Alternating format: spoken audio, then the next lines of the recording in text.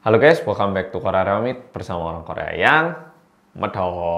Oke, polo-polo, di video kali ini aku mau menceritakan sebuah kejadian yang ini menurutku gila banget, dan ini merupakan kejadian yang terjadi di Austria. Dan sambil aku mencari tahu tentang kasus ini, aku juga jadi tahu tentang Austria, dan langsung kita mulai video kali ini. Kejadian kali ini berawal mula pada tanggal 6 April tahun 1966. Bukan pada tanggal itu terjadi sesuatu gitu, enggak. Nah, tanggal 6 ini merupakan tanggal lahirnya seorang anak perempuan bernama Elisabeth Fritzl. Nah, Elisabeth Fritzl ini merupakan anak perempuan ketiga dari pasangan yang bernama Joseph Fritzl dengan Rosemary Fritzl. Oke, Fritzl ini marga. Jadi Joseph Fritzl, istrinya Rosemary Fritzl, anak ketiganya ini bernama Elisabeth Fritzl, lahir di tanggal 6 April 1966. Elisabeth Fritzl ini terlahir sehat dan tidak berbeda dengan teman-temannya. Semakin dewasa, sama seperti kita, dia juga dihadapkan dengan pekerjaan. Dia ini mau kerja apa nantinya. Tapi ini sedikit budaya yang berbeda sama kita di Asia kayaknya. Kalau di Asia kan kita kesannya kalau kerja harus di kantor, kalau kerjaan yang stabil itu pemerintah, ada image kayak gitu kan ya.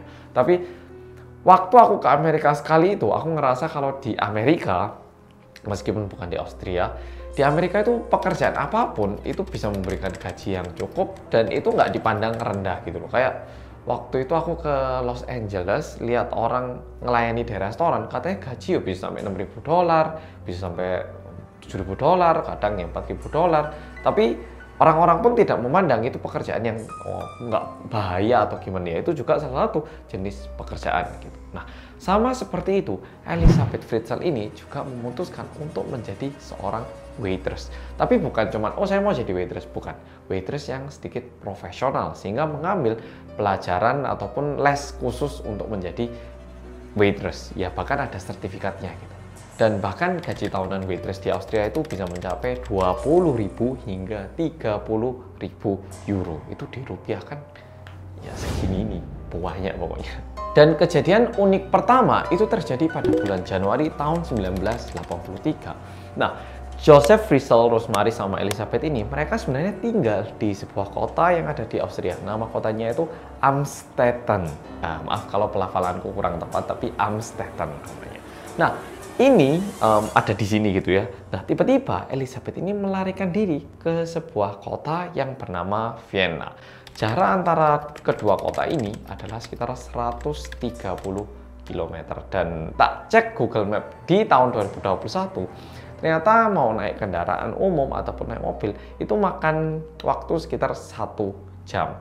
Tapi kalau misalnya kita pikir pada tahun 1983, mungkin ini merupakan tempat yang terletak cukup jauh dan mungkin tidak mudah diakses seperti sekarang.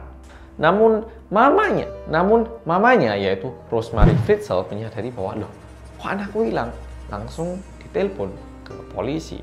Dan berkat itu polisi langsung mencari, dan untungnya Elisabeth Fritzl ditemukan dan dipulangkan ke rumahnya dengan aman. Setelah itu Elisabeth tidak melarikan diri lagi dari rumahnya dan dia menyelesaikan program pembelajarannya menjadi waitress. Dan pada tahun 1984 akhirnya dia lulus dari program itu. Kejadian ataupun tragedi yang menyeramkan ini mulai terjadi pada tanggal 28 Agustus tahun 1984. Hari itu sama kayak biasanya, waktu itu Elisabeth Fritzl lagi di rumah, tiba-tiba papanya manggil.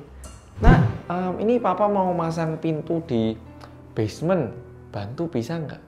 Kalau rumah-rumah di barat itu kan kita lihat di film, di drama kan pasti ada ruangan tersembunyi gitu kan ya. Bisa jadi di atap genteng lah, kadang di basement gitu kan ya. Nah, papanya ini minta tolong Elisabeth untuk bawakan pintunya bersama. Ya Pak, gitu. Nah, dia udah bantuin masuk di basement. Elisabeth sebenarnya merasakan sedikit keanehan karena ini merupakan ruang yang nggak pernah dia lihat sebelumnya. Loh, kok di rumahku ada ruang kayak gini? Gitu. Bayangkan misalnya Polo-Polo udah tinggal di rumah bersama orang tua selama belasan tahun, tiba-tiba orang tua Polo-Polo nunjukkan satu ruangan yang nggak pernah kita tahu sebelumnya. Nah, di satu sisi dia juga merasa, keren ya ada ruang gini. Tapi di satu sisi dia juga agak serem karena ini merupakan ruang yang tertutup dan tidak pernah dia masukin. Nah, pintunya dipasang, udah selesai dipasang, tiba-tiba papanya bilang, oh ini loh, udaranya nggak bagus, kamu pakai ini loh, sarung tangan. Ya, ini gini. Nah, ketika digunakan, ternyata itu merupakan sarung tangan yang sudah dilumuri sebuah bahan kimia. Dan bahan kimia yang terlumuri di sapu tangan itu adalah etil eder. Dan ini setelah tak cari, lebih tepatnya merupakan zat kimia yang dulunya itu digunakan untuk membius waktu operasi gitu. Nah, mungkin polo-polo di sini bingung loh, kok papanya ngasih sarung tangan bikin anaknya sendiri pingsan? Kenapa? Dan pintu neraka itu terbuka tepat 1 hari setelah itu, yaitu pada tanggal 29 Agustus tahun 1984. Elizabeth ini mulai diperkosa dan dipukuli oleh ayahnya sendiri di basement itu.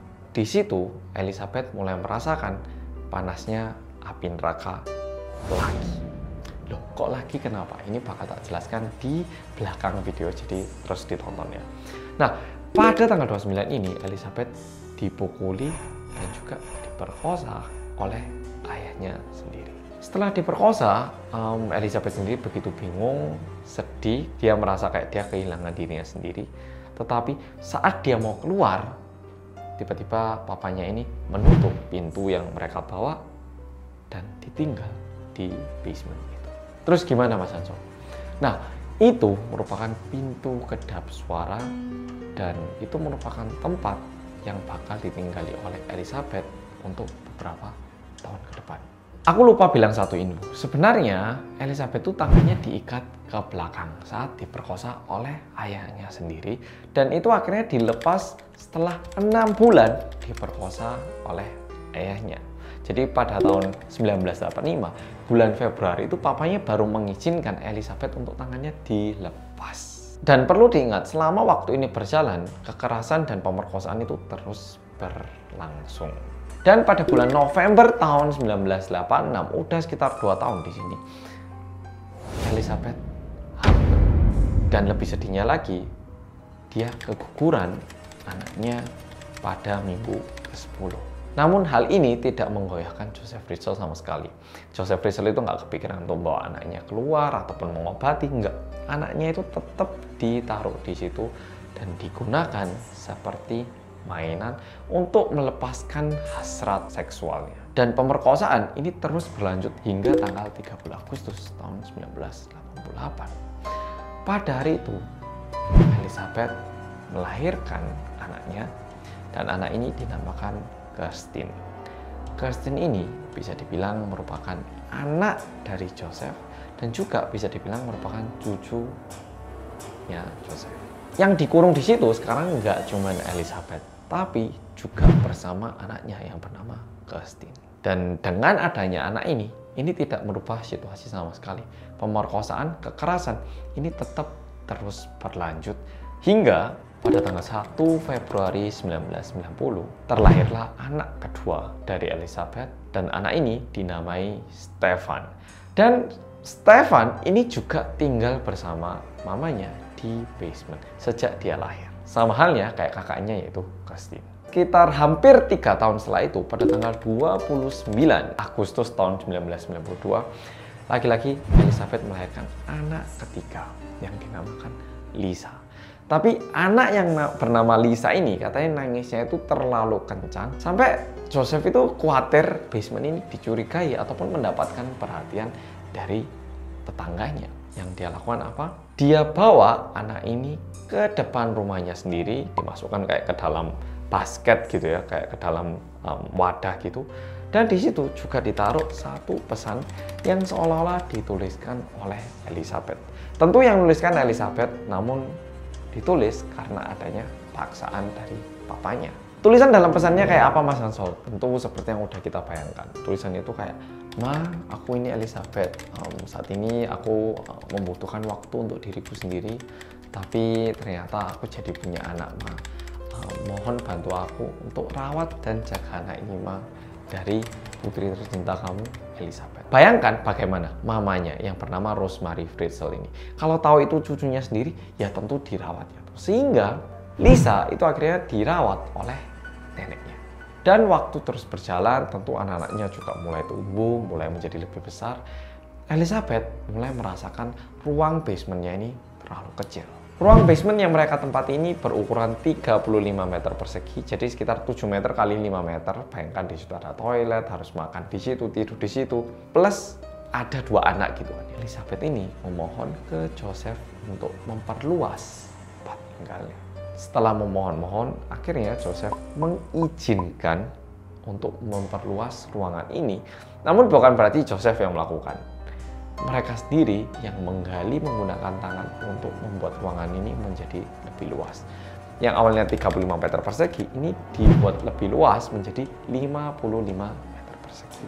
Dan ini digali itu menggunakan tangan, bukan dikasih mesin, bukan dikasih kayak peralatan yang benar. Dan ternyata Elizabeth ini memperluas ruangan karena dia sendiri ini sebenarnya sudah mengandung anak lagi.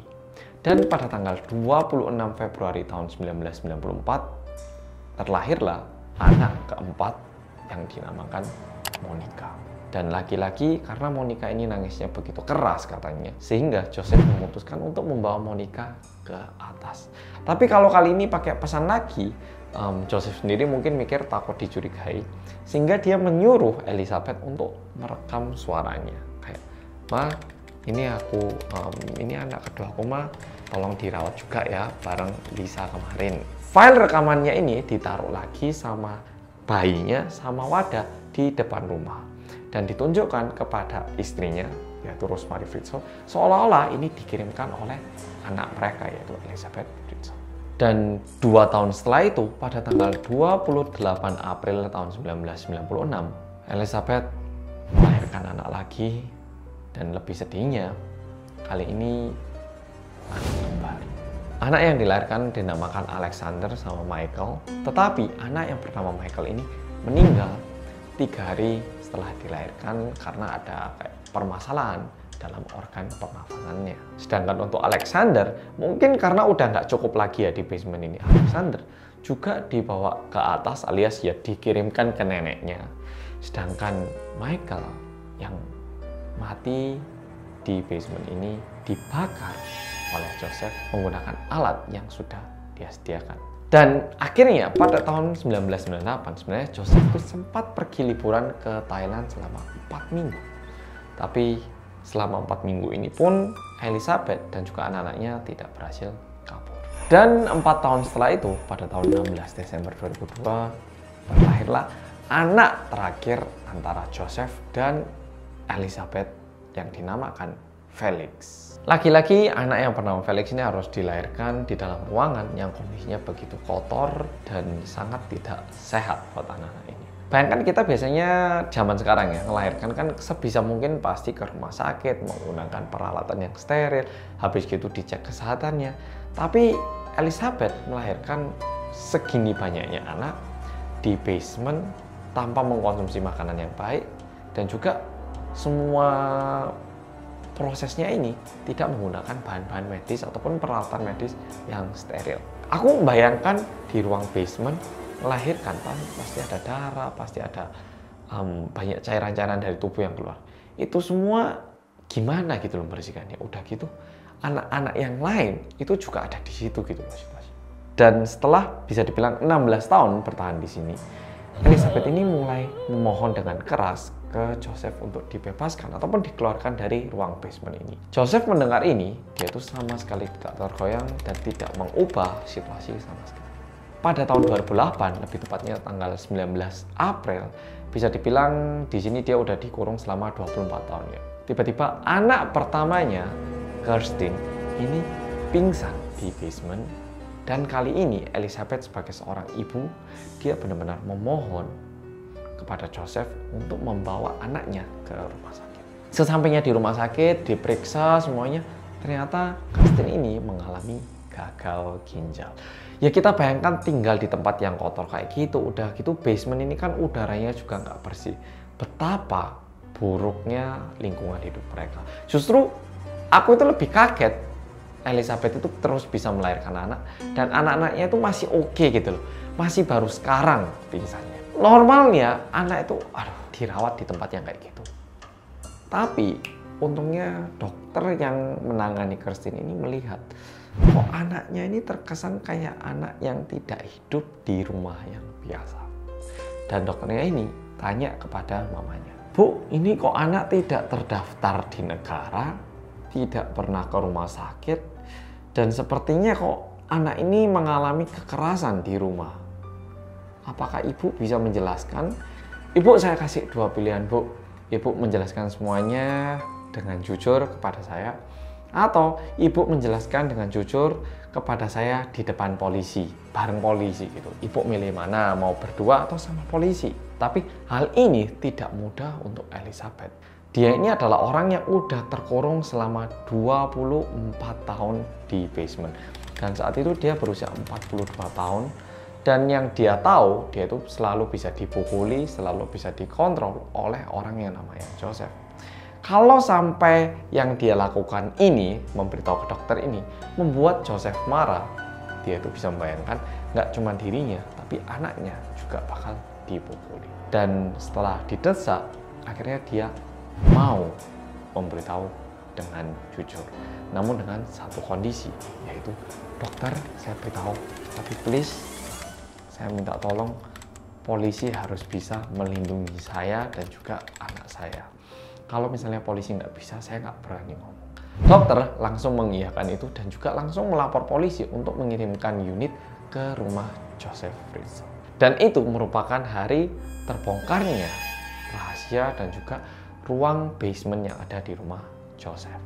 Dan setelah diperiksa, ternyata kekerasan seksual yang dilakukan oleh Joseph Fritzl ini bukan kejadian pertama. Pada tahun 1967, ternyata Joseph Fritzl ini pernah mau memperkosa seorang perempuan di kota Linz, Austria. Namun korbannya itu berhasil melarikan diri. Dan tidak cuma itu, pertama kalinya Elizabeth mendapatkan kekerasan seksual itu terjadi saat dia berusia 11 tahun. Mungkin papanya itu udah suka Elizabeth dari dulu ataupun udah merencanakan ini semua. Dan selama 24 tahun dia dikurung di basement, ternyata Elizabeth ini diperkirakan diperkosa sebanyak 3.000 kali. Selama 24 tahun, sebenarnya Elizabeth ini bukan orang yang bodoh, yang lemah, yang pokoknya nggak mau melarikan diri, enggak. Tapi setiap kali dia berusaha untuk melarikan diri, Joseph selalu mengancam. Dan di luar itu, ruang basement ini udah dipasangi benda-benda yang membuat Elizabeth tuh nggak bisa kabur. Kayak pintunya itu bisa menghantarkan listrik, dan juga untuk membuka pintu itu membutuhkan remote yang selalu dipegang oleh Joseph, dan bahkan bisa mengeluarkan sebuah gas beracun. Dan sekarang coba kita jawab beberapa pertanyaan yang mencurigakan. Bagaimana bisa tidak seorang pun mencurigai ataupun melaporkan hal ini? Sebenarnya rumahnya Joseph ini terdiri dari 3 lantai, lantai 1, lantai 2, dan basement 1. Sedangkan lantai satunya ini digunakan untuk guest house. Jadi ada tamu yang kadang datang nginep 1 minggu, 2 minggu. Dan di antara tamu-tamu ini kadang ada yang ngerasa kok ada suara aneh ya. Oh, paling salah dengar. Dan anehnya juga, tetangga-tetangganya itu nggak ada yang menyadari tentang ruang basement ini. Dan ini yang membuat polisi dan juga banyak media itu curiga. Nggak mungkin Joseph itu sebenarnya sendiri. Kayaknya ada orang yang bantu deh. Mana bisa dia menyembunyikan semua ini segini sempurnanya selama 24 tahun. Joseph Fritzl kok bisa bangun ruang basement, belajar dari mana? Ternyata dia ini punya pengalaman kerja di pembangunan, khususnya di bidang listrik dan juga pipa-pipa. Jadi mungkin dia itu ngerti gimana caranya menyalurkan listrik ataupun bikin colokan di basement, dan juga gimana caranya menyuplai air dan juga membuang air dari basement ini. Makanya dia bisa merencanakan semua ini. Kira-kira sejak kapan Joseph itu merencanakan semua ini? Ini barusan sambil cerita aku baru nyadar.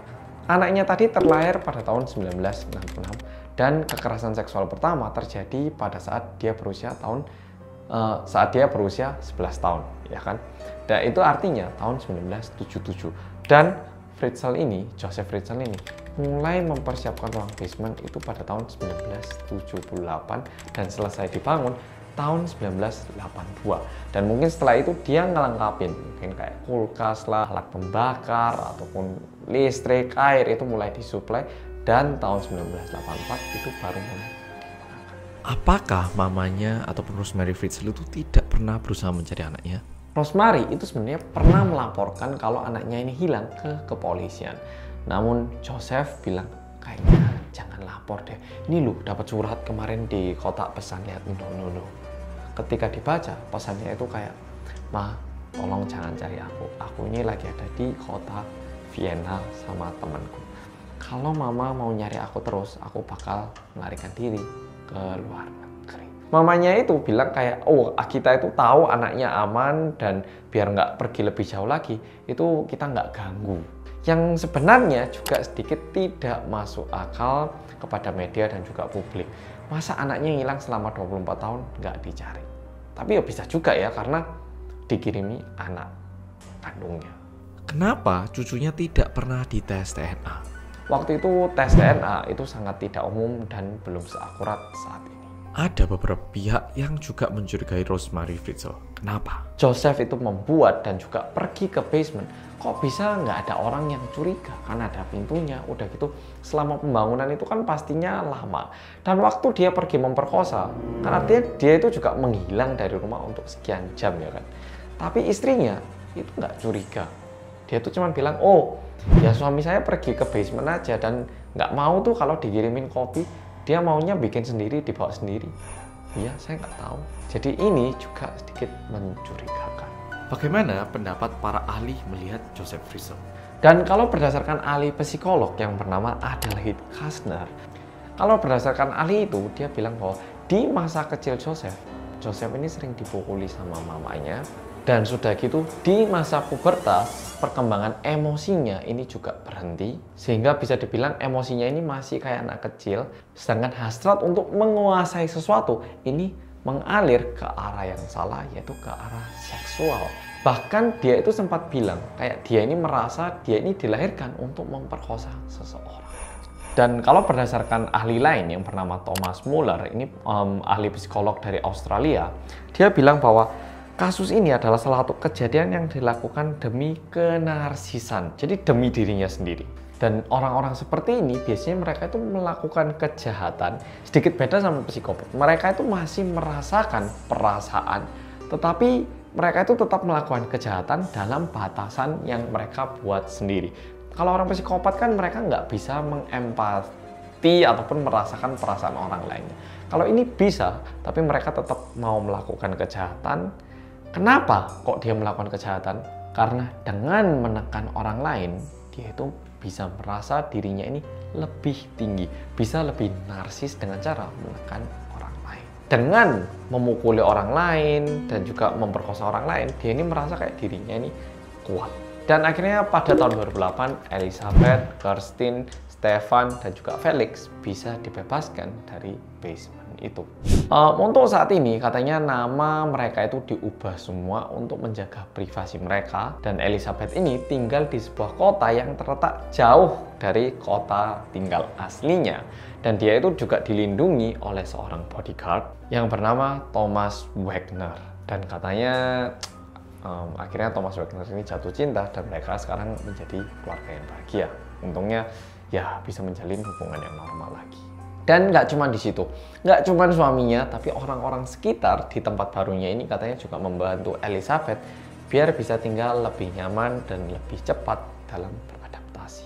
Dan pada tahun 2009, akhirnya Joseph ini diturunkan hukuman penjara seumur hidup. Dan karena perbuatannya itu begitu keji, di dalam penjara sendiri sebenarnya itu dia itu kayak dijauhkan sama orang lain dan sering dipukuli katanya. Sampai-sampai dia ini mengubah namanya menjadi Joseph Meyroff. Tapi aku belum menemukan artikel pasti yang bilang bahwa Joseph ini sudah meninggal. Tapi lucunya aku melihat beberapa komen ataupun di artikel-artikel itu banyak komen bilang, itu loh cepetan udah ditungguin di neraka, ngapain kok bertahan di sini lama-lama, ke neraka sana cepetan, neraka lo lebih cocok buat kamu. Banyak yang bilang kayak gitu. Oke, polo-polo. Video kali ini sampai di sini. Kejadian kali ini lumayan mengejutkan buat aku sendiri karena psikopat pun biasanya mereka itu mau melindungi anak mereka sendiri. Wah, tapi ini benar-benar bukan manusia kayaknya. Dan ini juga menunjukkan sekali lagi betapa pentingnya orang tua saat anaknya itu masih dalam masa pertumbuhan. Kalau kita pukul, suatu hari ini bisa membuat mereka menjadi seorang narapidana. Oke, video kali ini sampai di sini. Terima kasih sudah nonton dan sampai jumpa di video